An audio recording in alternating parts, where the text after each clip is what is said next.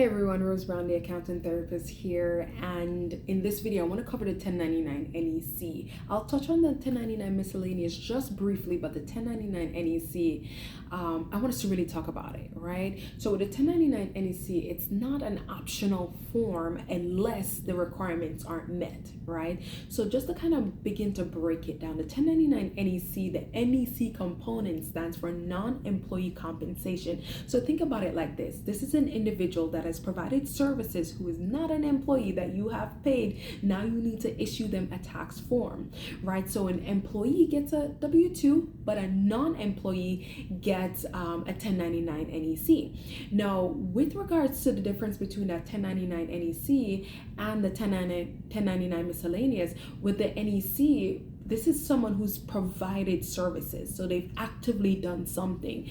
The 1099 miscellaneous, think about it as being passive in nature. So anyone who receives this form, something passive, income related, they have connection to. So that could look like royalties, that could look like rental activities, right? So property management companies typically issue a 1099 miscellaneous to landlords or rental property owners, right? So think about the 1099 NEC as something has been done in order to receive compensation. 1099 miscellaneous, it's passive in nature.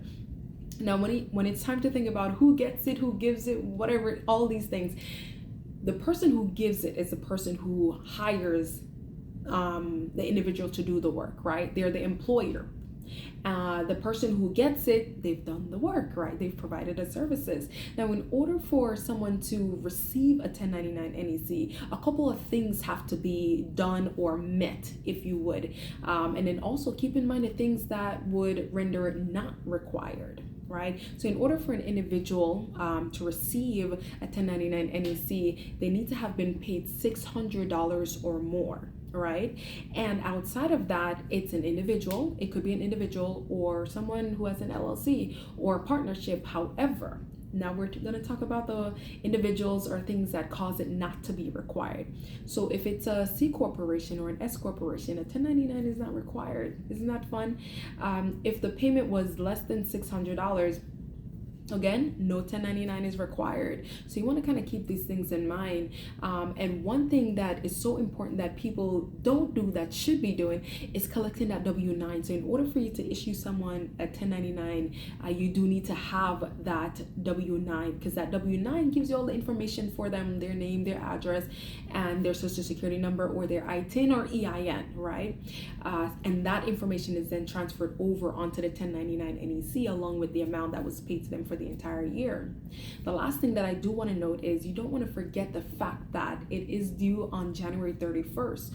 So if it falls on a weekend, of course, the next business day is when it would be due. So you don't want to kind of play around with that, because it's not optional. The IRS is always ready and willing to give out interest and penalty. So don't forget that. So just to kind of bring everything home, the 1099 NEC, that is a form that is issued to someone who is a non-employee that have provided their work and has received compensation. The compensation being more than $600, well, $600 or more, and this would have been an individual or a sole prop, right? An LLC or a partnership, but never a C corp or an S corporation. So don't forget about those fine details. If you have any questions, drop it in a comment, and don't forget to like and share. I'll see you next time.